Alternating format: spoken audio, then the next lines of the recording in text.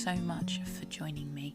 My name is Elizabeth Dale and I am a Cornish writer with a little bit of an obsession about writing about Cornish history. And if you haven't come across my stuff before, then I highly recommend that you pop over to my blog, the Cornish Bird blog, and take a look at some of my posts there. You'll find all sorts of content, everything from book reviews to recommendations of amazing places in Cornwall to visit.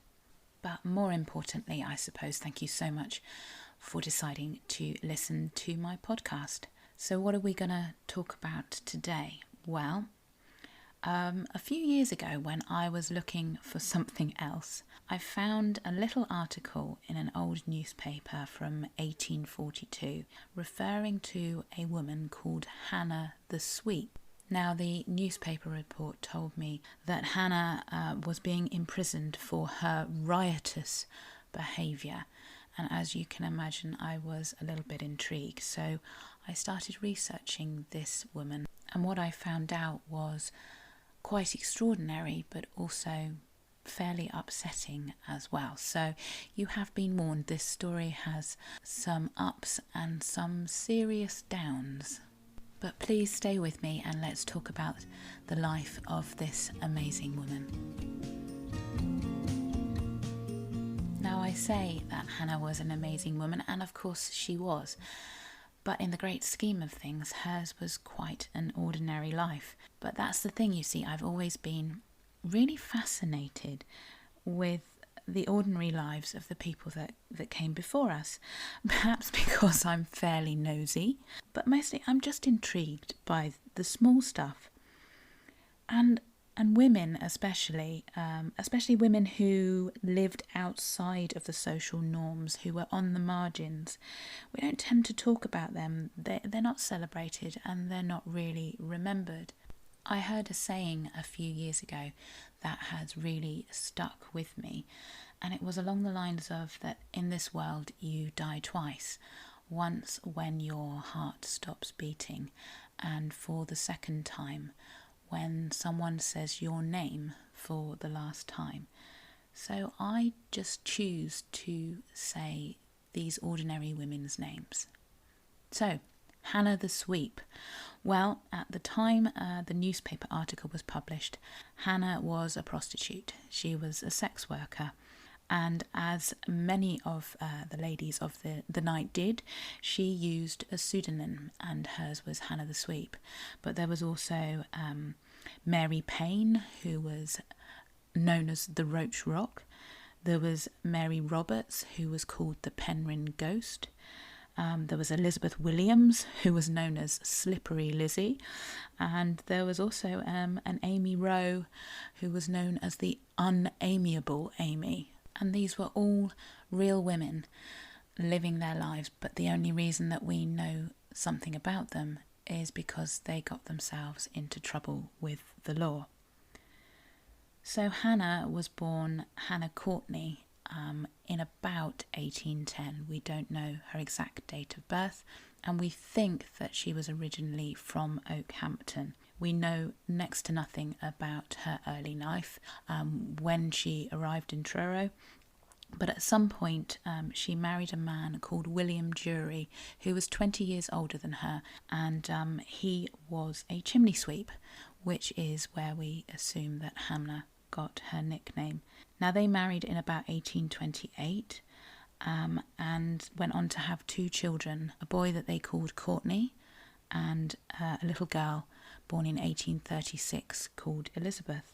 Now, we don't really know what happened after Elizabeth was born, but by 1839 we find Hannah living alone without her husband in a boarding house with a lot of other women.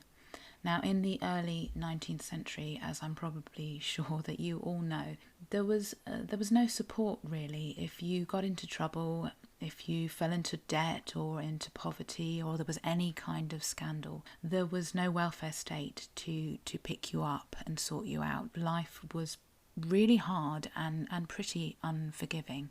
So the first mention of Hannah in the newspapers comes in 1839 when she is in the courtroom in Truro in the old city hall, and she's standing in front of the judge with two other women, Elizabeth Davies and Mary Payne. Now the three women are described as prostitutes in the article, and they are charged with assault and theft. Now, Hannah ends up being convicted no less than 8 times in just a matter of a few years, mostly for drunken behaviour and theft. And she's described in the newspapers as a nymph and a notorious prostitute and a riotous drunk. And she ends up being sent to Bodmin jail on at least 8 occasions, and luckily for us, the prison records at Bodmin actually contain descriptions of the prisoners, so we know what Hannah looked like.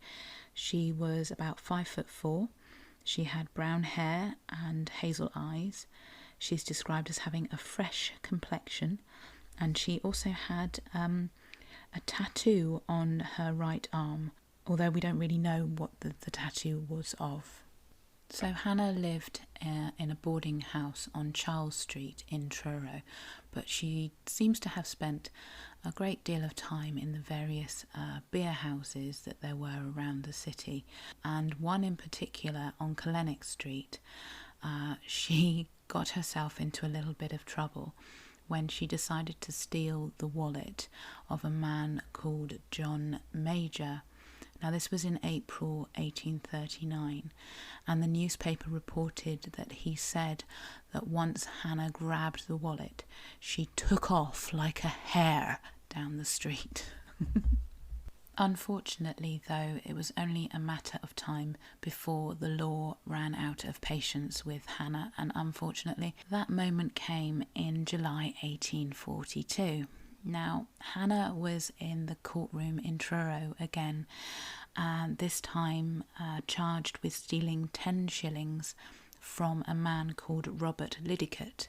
I'm not entirely sure what defence Hannah actually put up, because the West Briton refused to print it. They said it was of such a disgusting character that they could not attempt to publish it, and they also regretted to report that it had affected the modesty of any of the number of respectable females that were in the gallery at the time.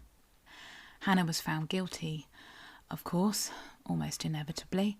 The judge sentenced Hannah to 10 years transportation to Australia, and when she received her sentence, Hannah apparently burst into tears and begged to be allowed to have her youngest child, Elizabeth, who was only 6 at the time, to come with her, but that request was refused.